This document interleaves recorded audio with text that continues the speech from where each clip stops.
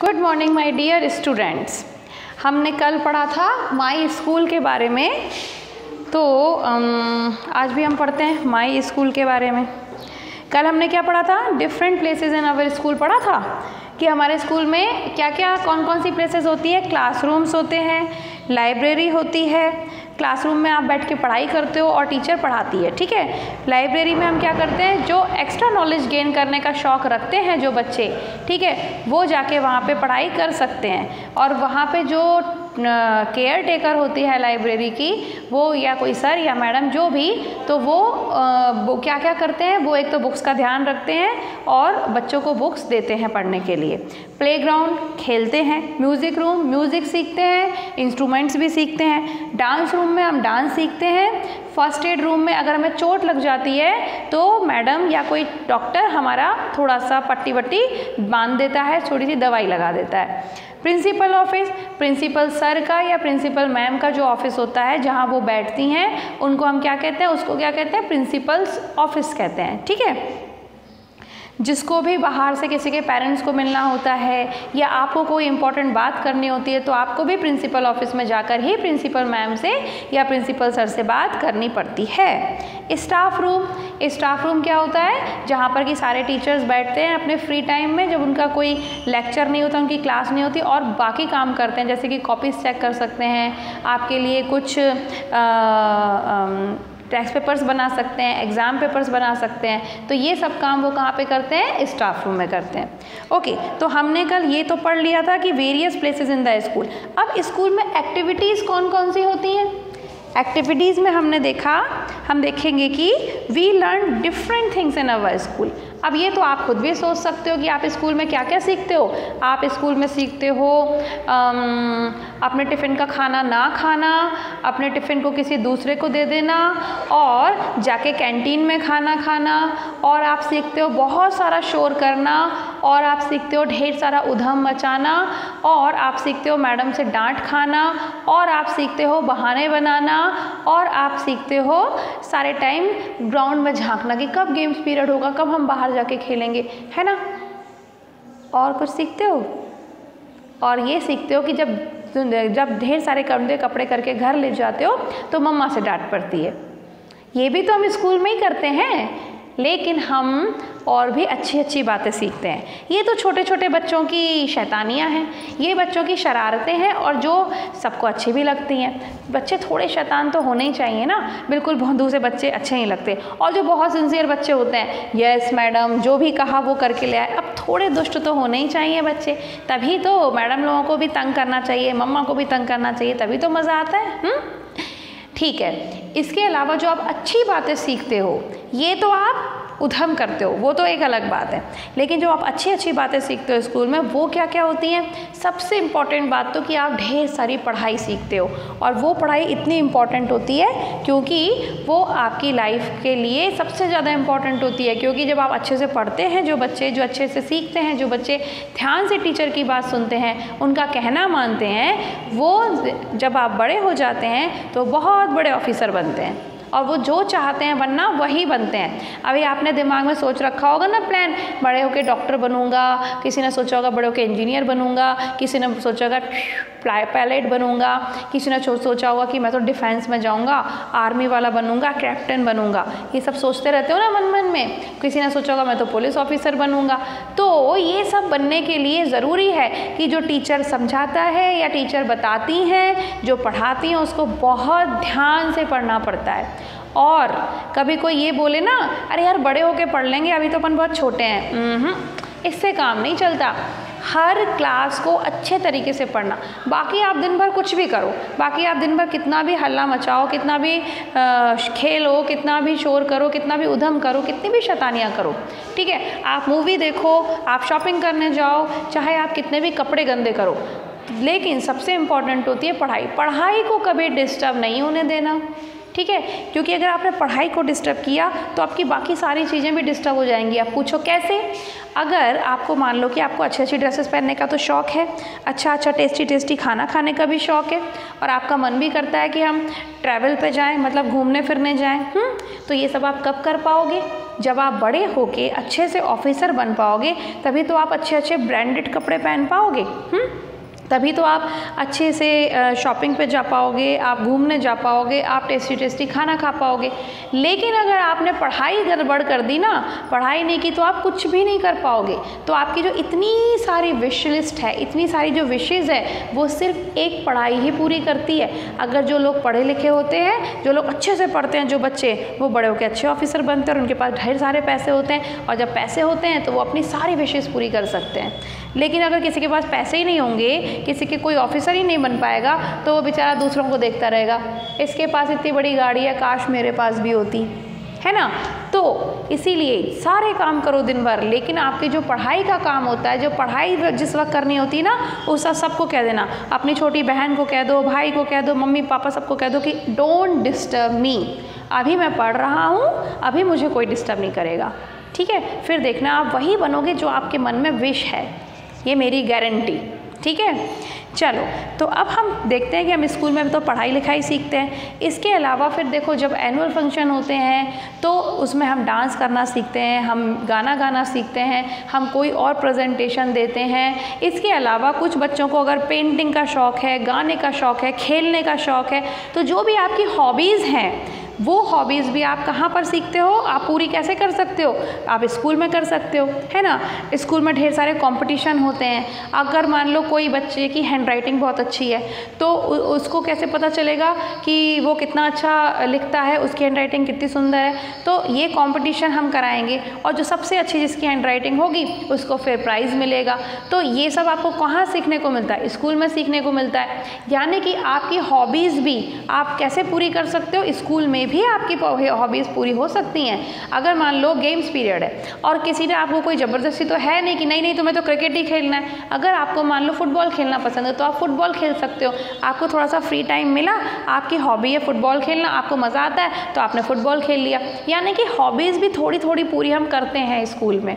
इसके अलावा नई नई चीज़ें लर्न करते हैं। और आपका जो टैलेंट होता है, टैलेंट किसे कहते हैं? जिसमें आप बहुत अच्छे होते हो।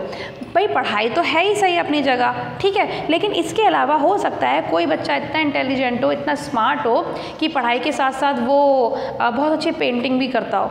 तो आप स्कूल में अपने ड्राइंग टीचर से, आपके पेंटिंग वाले टीचर से वो भी सीख सकते हो। किसी को गाने का, किसी को डांस करने का शौक़ हो सकता है, वो अपने म्यूज़िक टीचर के पास जाकर अच्छे से उसको सीख सकता है।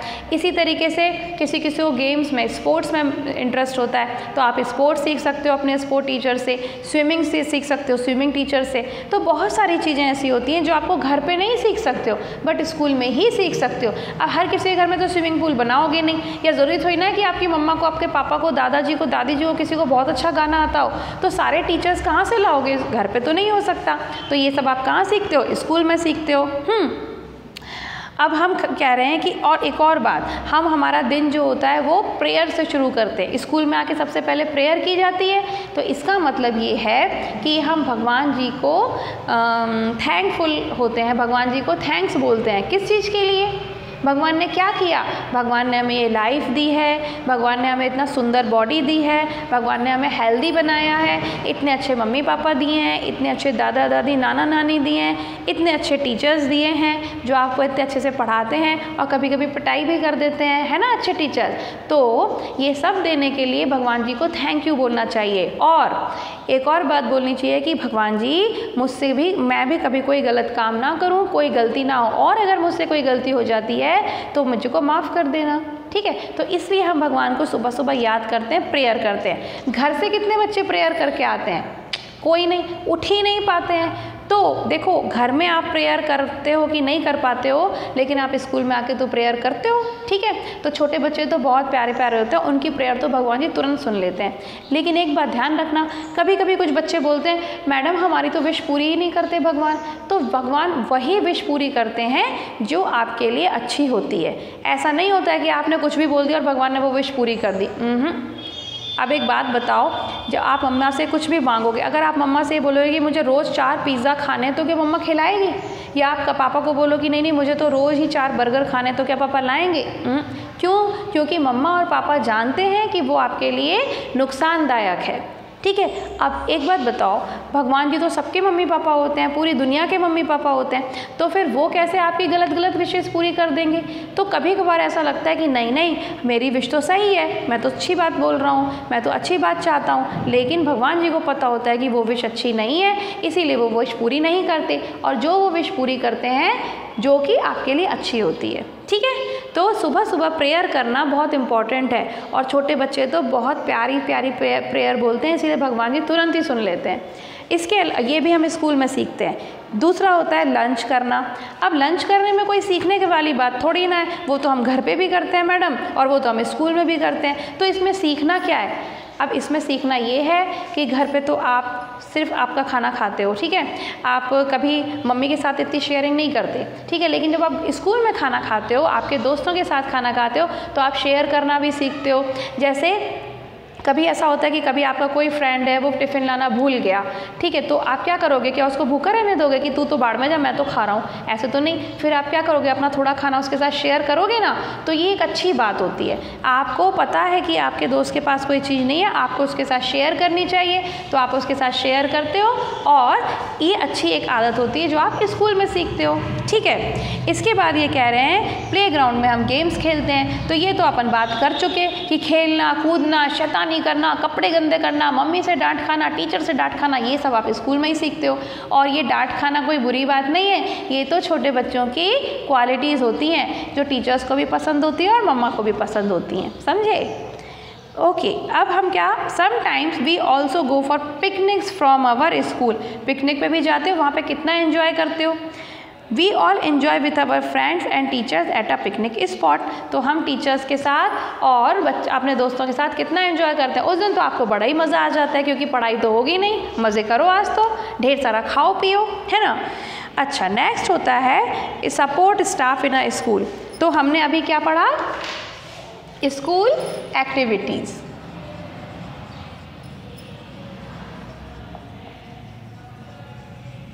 ठीक है। और अब हम पढ़ेंगे, ये हमने पढ़ लिया, अब हम पढ़ेंगे सपोर्टिंग स्टाफ इन स्कूल। तो स्कूल में सपोर्टिंग स्टाफ कौन कौन सा होता है? अब एक बात सोच के देखो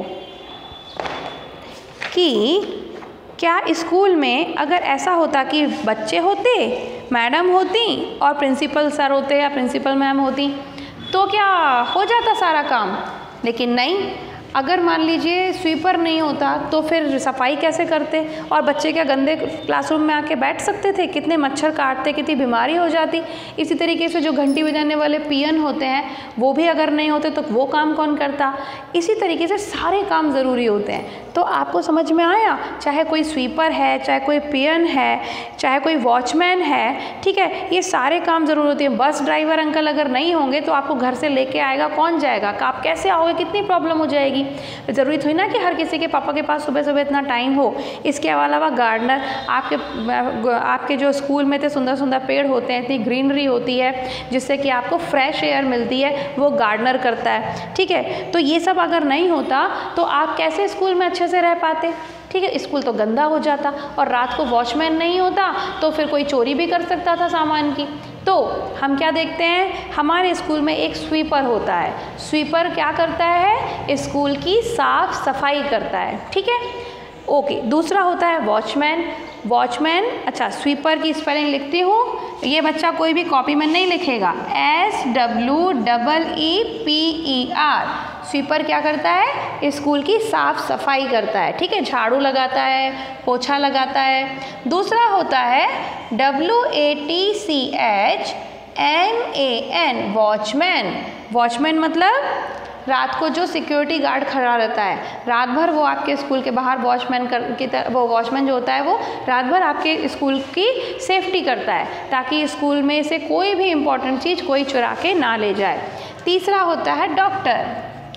आपके स्कूल में एक डॉक्टर हो सकता है, जो कि कभी अगर आपको चोट लग जाती है खेलते वक्त तो वो आपके चोट पर दवाई लगाता है और आपको दवाई खिलाता है। ठीक है, डॉक्टर तो सभी जानते हैं। फोर्थ ये कह रहे हैं पियन, PEON, ये जो घंटी बजाते हैं या फिर टीचर्स को पानी पिलाते हैं, आपका भी ख्याल रखते हैं। कभी आपको कुछ चीज़ चाहिए होती है छोटी मोटी तो आप पियन को बोल सकते हो। ठीक है, फिर फिफ्थ कौन होता है? बस ड्राइवर, BUSDRIVER,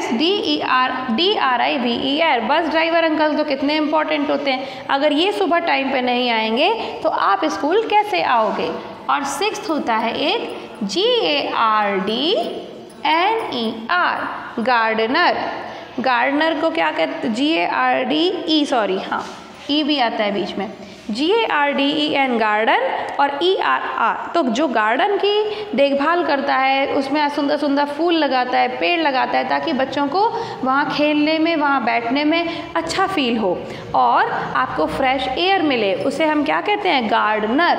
तो ये जो लोग होते हैं, स्वीपर, वॉचमैन, डॉक्टर, पियन, बस ड्राइवर और गार्डनर, ये सब क्या कहलाते हैं? Supporting staff. सपोर्टिंग स्टाफ मतलब हेल्प करने वाले लोग, क्योंकि इनके बगैर स्कूल नहीं चल सकता। कोई भी स्कूल में अगर सिर्फ टीचर हो, बच्चे हों और सिर्फ प्रिंसिपल हो तो क्या सारे काम हो जाएंगे? नहीं होंगे। फिर घंटी कौन बजाएगा? साफ़ सफाई कौन करेगा? सुंदर सुंदर फूल और पौधे कौन लगाएगा?